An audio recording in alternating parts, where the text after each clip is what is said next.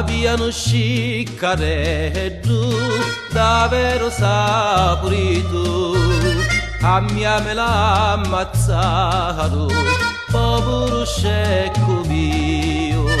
C'era una signorina che lo voleva bene, e quando non mi visti, chi da soffreva le pene.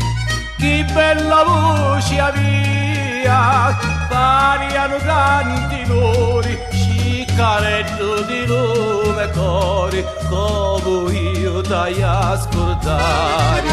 E quando cantava faccia